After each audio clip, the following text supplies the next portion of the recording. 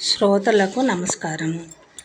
నేను చందమామ కథల నుంచి నచ్చిన కోడలు అనే చక్కని కథను చదివి వినిపిస్తున్నాను. మీకు నేను చదివి వినిపించే కథ నచ్చినట్లయితే కొత్తగా నా ఛానల్ చూస్తున్న వాళ్ళు తప్పకుండా సబ్స్క్రైబ్ చేసి, లైక్ చేసి, షేర్ చేయండి. బెల్ ఐకాన్ ప్రెస్ చేసినట్లయితే మీకు నేను కొత్త వీడియోలు అప్లోడ్ చేసినప్పుడు నోటిఫికేషన్ వస్తుంది. అలాగే మీ సూచనలు, అభిప్రాయాలు కామెంట్ రూపంలో నాకు తెలియజేయండి. వెలిచేరు అనే గ్రామంలో రాజయ్య అనే రైతు ఉండేవాడు. అతడు సొంత వ్యవసాయం చేసుకుంటూ అవసర సమయాల్లో ఇతరులకు సహాయపడుతూ మంచివాడని పేరు తెచ్చుకున్నాడు. అతడికి 2 కుమార్తెలు. పెద్ద కూతురు రాణికి పెళ్లి చేశాడు. రెండో కూతురు వాణి యుక్త వయసులో ఉంది. ఆమె కూడా త్వరగా పెళ్లి చేసేయమని భార్య రోజు చెప్పసాగింది. ఒక రోజున రాజయ్య శివాలయంలో శివుడికి అభిషేకం చేయిస్తున్నాడు. అతడు మండపంలో కూర్చుని అభిషేకం చేయించడానికి వచ్చిన మరొక భక్తుడితో, నీవు చాలా చిన్నవాడివి, వివరాలు బాగా తెలుసో లేదో, మన శివుడు చాలా మహిమ గలవాడయ్యా. మన పూర్వీకుల్లో ఒకరు పొలం దున్నుతుంటే లింగరూపంలో నాగటి కర్రకు తగిలాడట. వెంటనే ఆయన దున్నటం ఆపేసి స్వామి వెలిశారు అంటూ కేకలు పెట్టేసరికి పెద్దలందరూ గుమికూడి దేవాలయం కట్టారు. అందరూ రోజు వచ్చి వెలిశారు అని దండం పెట్టుకొని పొలం పనులకు వెళ్ళేవారట. ఆ వెలిశారు అన్న పదమే చాలా కాలం గడిచాక మనలాంటి వాళ్ళ నోటపడి వెలిచేరు అని మారిపోయి మన గ్రామానికి ఆ పేరు స్థిరపడిపోయింది. అభిషేకం చేయించి ఏం కోరుకున్నా తీరుస్తాడు. మా అమ్మాయి వాణికి చక్కని పెళ్లి సంబంధం కుదరాలని అభిషేకం చేయిస్తున్నాను అని చెప్పాడు. ఇంతలో పూజారి వచ్చి అభిషేకం పూర్తయిందని రాజయ్యకు పక్కనే ఉన్న భక్తుడికి శటకోపం పెట్టి ప్రసాదం ఇచ్చాడు. ఆ సమయంలో గుడి ముందు ఒక గుర్రపు బండి ఆగింది. బండివాడు గుడి ముందర ఎవరినో, అయ్యా, రాజయ్య గారి ఇల్లు ఎక్కడో కాస్త చెబుతారా అని అడిగాడు. అప్పుడే ప్రసాదం పుచ్చుకొని రాజయ్య బయటికి వచ్చి తన పేరు వినపడటంతో బండివాడి దగ్గరికి వెళ్ళి, నేనే రాజయ్యను, సంగతి ఏమిటి అని అడిగాడు. ఆ వెంటనే బండిలోంచి ఒక వ్యక్తి దిగాడు. అతడు చాలా ఖరీదైన దుస్తులు ధరించి ఉన్నాడు. మెడలో పులిగోరు పతకం, 4 వేళ్లకు ఉంగరాలతో గొప్ప ధనికుడిలా ఉన్నాడు. ఆయన రాజయ్య కేసి పరీక్షగా చూసి, ఒరేయ్ రాజయ్య, నన్ను గుర్తుపట్టలేదా అని అడిగాడు. రాజయ్య తనను ఒరాయి అంటున్న ఆ ధనికుడి కేసి ఆశ్చర్యంగా పరకాయించి చూసి ఆనందం పట్టలేక, అరే, నువ్వు ముకుందాని కదా అన్నాడు. అవునన్నట్లుగా ముకుందం నవ్వాడు. ఈ ముకుందం ఒకప్పుడు, అంటే 20 ఏళ్ల క్రితం వెలిచేరులోనే ఉండేవాడు. తర్వాత గోపాలపట్నం అనే ఊరుకు ఇల్లరికపు అల్లుడుగా వెళ్ళాడు. అత్తవారు బాగా డబ్బున్నవారు కావడంతో స్వయం కృషి కూడా ఉండటంతో ముకుందం తన ధనవంతుడిగా చుట్టుపక్కల మంచి పేరు పొందాడు. రాజయ్య ముకుందాన్ని ఆప్యాయంగా తన ఇంటికి తీసుకువెళ్ళి భార్యను, కూతురు వాణిని పరిచయం చేశాడు. తర్వాత అతిథి మర్యాదలు చేసి, ఇప్పుడో 20 ఏళ్ల క్రితం నాతో చదువుకున్న పాత జ్ఞాపకాన్ని తిరగతోడుకుంటూ నా ఇంటికి వచ్చావు. కుచేలుడి ఇంటికి శ్రీకృష్ణుడు వచ్చినంత ఆనందంగా ఉంది నాకు. గ్రామంలో కాస్తో కూస్తో పలుకుబడి సంపాదించాను. నా వల్ల జరిగే ఉపకారం ఏదైనా చేస్తాను అని అన్నాడు. ముకుందం నవ్వి, రాజయ్య, విను, నాకు 2 కొడుకులు, ఆడపిల్లలు లేరు. నాలాగే నా కొడుకులు 2 కూడా వ్యవసాయం చేస్తున్నారు. వ్యవసాయం మాకు 6వ ప్రాణం. పాలేళ్ళు ఎంతమంది ఉన్నా పొలం పనులు మేము స్వయంగా చూసుకుంటాం. అలాగే నా భార్య కూడా తనలాగే వ్యవసాయదారుల్ని ఇష్టపడేవాళ్ళు రావాలని కోరుకుంది. ఆ విధంగా భగవంతుడి దయ వల్ల మాకు తగిన పెద్ద కోడలు దొరికింది. రెండో వాడికి పిల్లని చూడటానికి మీ పొరుగు గ్రామమైన వసంతవాడకు బయలుదేరాను. చూడగా నేను ఆ గ్రామం వెళ్ళనవసరం లేకుండానే మీ ఇంటికి రావడం చూస్తే నీ చిన్న కూతురు వాణి మా రెండో వాడికి తగిన ఇల్లాలు, నా భార్య కోరుకున్న కోడలని నాకు అనిపిస్తోంది. ఇది నేను మనస్ఫూర్తిగా అంటున్న మాట అన్నాడు. ఇది విన్న రాజయ్య ఆనందం పట్టలేక, కుబేరుడింటికి కోడలుగా నా కూతురు వాణిని పంపగలడం కన్నా అదృష్టం ఇంకేముంటుంది? నువ్వు అడిగినంత కాకపోయినా కలిగినంతలో సంతోషంగా కట్న కానుకలు ఇస్తాను అన్నాడు. ముకుందం రాజయ్య భుజం తట్టి, నేను పేదవాడిగా నా భార్య ఇంటికి ఇల్లరికం వెళ్ళాను, కానీ నన్ను ఎన్నడూ అలా చూడలేదు. మాకు కట్న కానుకలతో పని లేదు. మా వ్యవసాయ కుటుంబంలో ఒకటిగా అల్లుకుపోవాలనే అంతే అన్నాడు. ఆ తర్వాత తన భార్య కొడుకు వచ్చి చూసుకున్నాక ముహూర్తాలు పెట్టుకుందామని చెప్పి బయలుదేరడానికి సిద్ధమయ్యాడు. ముకుందం అంతా వెలిచెరు స్వామి దయ అంటూ రాజయ్య సాగనంపడానికి ముకుందంతో పాటు బయటికి వచ్చాడు. అప్పుడు వాణి పెరట్లోంచి పరిగెత్తుకుంటూ వచ్చి, కొంచెం సేపట్లో పెద్ద వాన రావచ్చు, కొంచెం ఆగి వెళ్ళండి అంటూ వాణి రాజయ్యను ముకుందాన్ని పెరట్లోకి తీసుకువెళ్ళి, చూడండి, చీమలు తెల్ల గుడ్లు పట్టుకొని బార్లు తీరి బయటికి వచ్చాయి. కోడి రెక్కలిప్పి ఆరబెట్టుకుంటుంది. తూనీగలు చిందరవందరగా ఎగురుతున్నాయి. ఇవన్నీ కూడా వర్షం రాకకు సూచనలని మన రైతుల నమ్మకం అన్నది. ముకుందం, ఆహా, నా ఇంటికి రాతక్క కోడలివి, మీ అత్తకు నువ్వు తప్పక నచ్చుతావు అంటూ ఎంతగానో మెచ్చుకున్నాడు. వాణి మాటలో నిజం చేస్తూ కొద్దిసేపట్లోనే ఒక మాదిరి వాన కురిసింది. ముకుందం ఇంటికి వచ్చి భార్యకు జరిగింది చెప్పి ఆమెను కొడుకును వెలిచేరు పంపాడు. వాణి ముకుందం భార్యకు నచ్చింది. కొడుకు మొహం కూడా సంతోషంగా ఉండటం చూసి వాణిని తన కోడలుగా చేసుకోవాలని నిర్ణయించుకుంది. ఆమె వాణితో తెలియక అడుగుతాను, మామతో పెద్దవాడు చిన్నవాడు కలిస్తే లాభమా, లేక గుడ్డివాడు గోనివాడు కలిస్తే లాభమా? చెప్పితే నాకు నచ్చిన కోడలివి అవుతావు అన్నది. వాణి నవ్వి, నిజంగా పొలానికి లాభం జరుగుతుందని నమ్మితే మామతో పాటు ఎవరున్నా సరే మన కోరిక తీరుతుంది అన్నది. ఆ జవాబుకు ఆనందం పట్టలేక ముకుందం భార్య తన కొడుకు కేసి తల తిప్పి, ఒరే చిన్నా, వాణి నాకు నచ్చిన కోడలు అన్నది. అప్పుడు చిన్న వాణితో, సరే, నవగ్రహాలలో పెద్దవాడంటే సూర్యుడు, చిన్నవాడంటే బుధగ్రహం, అలాగే గుడ్డివాడంటే శుక్రగ్రహం, గూనివాడంటే శనిగ్రహం కదా. మామ అంటే చందమామ, చందమామతో సూర్యుడు, బుధుడు లేదా శుక్రుడు, శని కలిసినప్పుడు వాన వస్తుంది. మన గ్రహస్థితి బాగుంటే అలాగే జరిగి పొలానికి అవసరం అయినప్పుడు వాన పడుతుందని గ్రహకూటమిని నమ్మి వ్యవసాయదారుని కుటుంబానికి సూచించిన నిన్ను అమ్మ మెచ్చుకుంది అన్నాడు.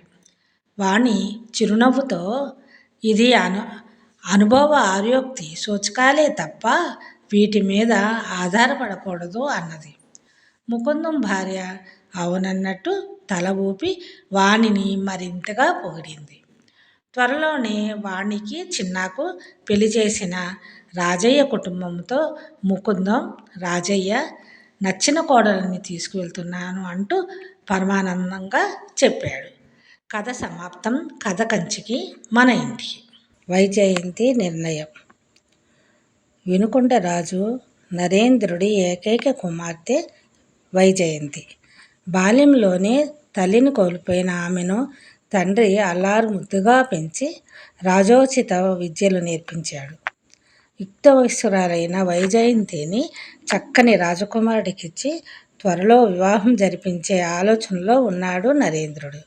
వైజయంతి ఒకనాడు తన చెలికత్తెలతో కలిసి తూర్పు కొండ మీద రాజేశ్వరీదేవి ఆలయానికి వెళ్ళింది. చెలికత్తెలు బయట వేచి ఉండగా ఆమె మాత్రం లోపలి ఆలయంలో దేవీ దర్శనం ముగించుకొని గుడి వెనక వైపుకు యథాలాపంగా వచ్చింది. అక్కడ ఒక యువకుడు బండరాయి మీద నర్తకీ శిల్పం చెక్కుతున్నాడు. యువరాణి ఆ శిల్పాన్ని దాన్ని తదేకంగా చెక్కుతున్న శిల్పిని చూసి సంతోషించి, అద్భుతం, శిల్పం చాలా అందంగా ఉన్నది అంటూ శిల్పిని సమీపించింది. ఆ మాటకు యువకుడు తలెత్తి చూశాడు. ఎవరా అన్నట్టు. నేను యువరాణి వైజయంతిని అన్నది యువరాణి. నమస్కారం యువరాణి, నా పేరు విశాలుడు అన్నాడు యువ శిల్పి వినయంగా. నీ శిల్ప నైపుణ్యము అత్యద్భుతం.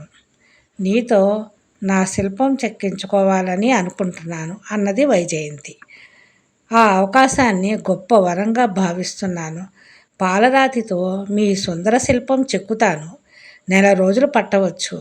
అందుకు వారానికి ఒకసారి 1 గంట సేపు మీరు నా ఎదుట నిలబడవలసి ఉంటుంది అన్నాడు విశాలుడు. మరి ఆలస్యం దేనికి? త్వరలోనే ప్రారంభించు. అయితే శిల్పం పూర్తయ్యేంత వరకు ఈ విషయం రహస్యంగా ఉండాలి అన్నది వైజయంతి ఉత్సాహంగా. విశాలుడు కొండకు దిగువన కొబ్బరి చెట్ల మధ్య ఉన్న ఒక పెంకుటిల్లును చూపిస్తూ, అదే మా ఇల్లు. మా అవ్వ నాతో పాటే ఉంటుంది. శిల్పం విషయం రహస్యంగా ఉండాలంటున్నారు. మరి మీరు మా ఇంటికి రాగలరా అని అడిగాడు. ప్రతి శుక్రవారం రాజేశ్వరీదేవి ఆలయానికి వస్తాను. దర్శనం ముగించుకొని కొండ దిగి మీ ఇంటికి వస్తాను అని చెప్పి వెళ్ళింది వైజయంతి. మరుసటి శుక్రవారం వైజయంతి దేవిని దర్శించుకొని కొండ దిగి విశాలుడి ఇంటిని సమీపించింది. చెట్ల మధ్య ఒక తిన్నె మీద పాలరాతిని అమరుస్తున్న విశాలుడు, రండి రండి, మీకోసమే ఎదురు చూస్తున్నాను అని యువరాణిని గౌరవంతో ఆహ్వానించాడు. ఆ తర్వాత వైజయంతి విశాలుడు చెప్పినట్టుగా పక్కనే ఉన్న ఒక చెట్టును ఆనుకొని మాధవీలతను సవరిస్తూ నిలబడింది. ఏకాగ్రతతో విశాలుడు పాలరాతిపై ఆమె రేఖాచిత్రాన్ని చిత్రించాడు. విశాలుడు, చాలు, ఇక ఇలా వచ్చి కూర్చోండి అంటుండగా ఇంటి లోపల నుంచి అవ్వ అరిటాకులో వేడివేడి అరిసెలు తీసుకొచ్చి ఇచ్చింది.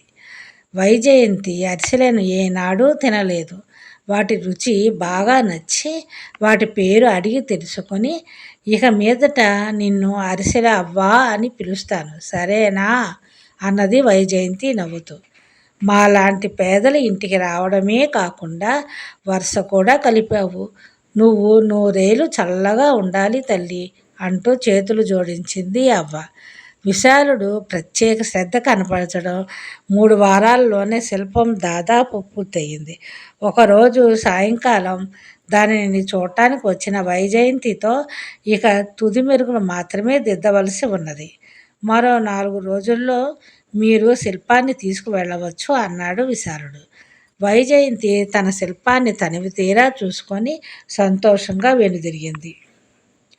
మరునాటి ఉదయం ఉద్యానవనంలో తిరుగుతున్న వైజయంతి నిండుగా పూచిన గులాబీని అందుకోబోతూ, మీ సౌందర్యం అపూర్వం యువరాణి అన్న మాటలు వినిపించి తలెత్తి చూసింది. ఆమెకు కొద్ది దూరంలో ఒక క్షత్రియ యువకుడు కనిపించాడు. దేశాటనలో ఉన్న కొండవీటి యువరాజు జయంతుడు ఆ రోజు తమ అతిథిగా వస్తున్నాడని క్రితం రాత్రి తండ్రి చెప్పడం గుర్తుకు వచ్చింది వైజయంతికి. మీరు మా అతిథిగా రావడం మాకెంతో సంతోషం కలిగించింది అంటూ వైజయంతి దూరంగా ఉన్న తోటమాలిని పిలిచి జయంతుడికి ఉద్యానవనమంతా చూపించమని చెప్పి తన అంతఃపురంలోకి వెళ్ళిపోయింది. ఆ రాత్రి నరేంద్రుడు వైజయంతితో, అమ్మా, నువ్వు జయంతుడికి ఎంతగానో నచ్చావట. నిన్ను చూసిన క్షణమే నిన్నే వివాహమాడాలని నిశ్చయించి నిన్ను చూడటానికి త్వరలో తన తల్లిదండ్రులను పంపుతానని అన్నాడు. నీ అభిప్రాయం ఏమిటి తల్లి అన్నాడు. జీవితంలో వివాహం చాలా ముఖ్యమైనది కదా, నన్ను కాస్త ఆలోచించుకోనివ్వండి నాన్న అన్నది వైజయంతి. మరునాడు తెల్లవారక ముందే ఒక చెలికత్తె వచ్చి కోటగుమ్మం దగ్గర ఒక ముసలిది మీ దర్శనార్థం వేచి ఉన్నది, అరిసెలు అవ్వట అన్నది వైజయంతితో. లోపలికి తీసుకురా అని ఆజ్ఞాపించిన వైజయంతి ఆమె రాగానే తన అంతరంగిక మందిరంలోకి తీసుకుపోయి, ఆ కన్నీళ్ళేమిటి అవ్వా, ఆ కన్నీళ్ళేమిటి అవ్వా, అసలు ఏం జరిగింది అని అడిగింది ఆందోళనతో. అవ్వ ఆ క్రితం సాయంత్రం తమ ఇంట జరిగిన విషయం పూసగుచ్చినట్టు వివరించింది. కొండవీటి యువరాజు జయంతుడు తన పరివారంతో తిరిగి వెళుతూ మంచినీళ్ల కోసం విశాలుడి ఇంటి ముందు ఆగాడు. విశాలుడు అవ్వ అందరికీ తాగడానికి మజ్జిగ ఇచ్చింది. బయలుదేరే ముందు జయంతుడు ఇదేమిటి అంటూ వైజయంతి పాలరాతి శిల్పం మీది వస్త్రాన్ని తన కత్తితో పక్కకి తొలగించాడు. అతి మనోహరంగా ఉన్న వైజయంతి శిల్పాన్ని చూడగానే జయంతుడు అగ్రహోదగ్రుడై, ఈ జయంతుడికి కాబోయే భార్య శిల్పాన్ని ఇక్కడ ఉంచుకోవడానికి ఎంత ధైర్యం, నా హృదయపీఠంపై కొలువు ఉండే యువరాణి శిల్పాన్ని ఇక్కడ నిలబెట్టిన ద్రోహి ఎవరు అని గద్దించి అడిగాడు. ఆ శిల్పాన్ని నేనే చెక్కాను అన్నాడు విశాలుడు వినయంగా. ఎలా చెక్కావు, యువరాణిని ఎప్పుడు, ఎక్కడ, ఎందుకు చూశావు అని నిలదీశాడు జయంతుడు. విశాలుడు బదులు పలకకుండా మౌనం వహించాడు. జయంతుడు తల తిప్పి తన అంగరక్షుడి కేసి చూశాడు. మరుక్షణమే వాడు విశాలుని ఎడాపెడా కొరడాతో కొట్టసాగాడు. కానీ అతడు మాత్రం నోరు విప్పలేదు. జయంతుడు పట్టరాని ఆగ్రహంతో శిల్పాన్ని కింద పడదోసి ముక్కలుగా విరగొట్టి, ఈ దుర్మార్గుని అన్నపానీయాలు లేకుండా వీడిని ఇంట్లోనే బంధించండి అని ఆజ్ఞాపించి 2 భటులను కాపలా ఏర్పాటు చేశాడు. కాళ్ళ మీద పడి అవ్వ ఎంత వేడుకున్నా పట్టించుకోకుండా కాలితోనే ఆమెను పక్కకు తోసి గుర్రం ఎక్కి వెళ్ళిపోయాడు. నిన్న సాయంకాలం నుంచి వాడు పచ్చి మంచినీళ్ళు కూడా ముట్టుకోలేదు. మీరే వాణ్ణి కాపాడాలి అంటూ వైజయంతికి చేతులెత్తి మొక్కింది అవ్వ. ఆమె మాటలను విన్న వైజయంతి, నువ్వేమీ భయపడకు, విశాలుడికి ఎలాంటి ఆపద రాదు అంటుండగా రాజు వైజయంతిని చూడటానికి అక్కడికి వచ్చాడు. వైజయంతి తండ్రికి జరిగినదంతా వివరించి, మీకు తెలియకుండా నా శిల్పం చెక్కించుకున్నందుకు నన్ను క్షమించండి. జన్మదిన కానుకగా మీకు ఇచ్చి సంబరం కలిగించాలని ఆ విషయం గోప్యంగా ఉంచాను. నా శిలా విగ్రహం వేరొక చోట ఉండడం చూసి అది అక్కడ ఎందుకు ఉందన్న పూర్వపరాలు తెలుసుకోకుండా ఆగ్రహం చెంది తన రాజ్యానికి చెందని ఒక నిరపరాధిని కఠినంగా శిక్షించాడు జయంతుడు. అతని ప్రవర్తన నా పట్ల ప్రేమ కన్నా నేను అతనికి దక్కాలన్న మించిన స్వార్థం, అహంకారాలను తెలియజేస్తున్నది. ఇక విశాలుడు శిల్పం చెక్కే విషయం రహస్యంగా ఉంచాలని చెప్పిన నా మీద గౌరవం కొద్దీ ప్రాణం మీదకి వచ్చినా పెదవి విప్పలేదు. మాట తప్పని గుణం, ఓర్పు, నేర్పు, శ్రద్ధ, శాంతం ఏ పాలకుడికైనా ఉండవలసిన ముఖ్య లక్షణాలు. ఇవన్నీ కూడా విశాలుడిలో ఉన్నాయి. నేను జయంతిని వివాహం ఆడితే మన రాజ్యం కొండవీటిలో కలిసిపోయి తన అస్తిత్వాన్ని కోల్పోతుంది. విశాలుని చేసుకుంటే వినుకొండ రాజ్యం సుస్థిరంగా ఉంటుంది. అందువల్ల మీరు అనుమతిస్తే విశాలుని వివాహం ఆడదలిచాను అన్నది.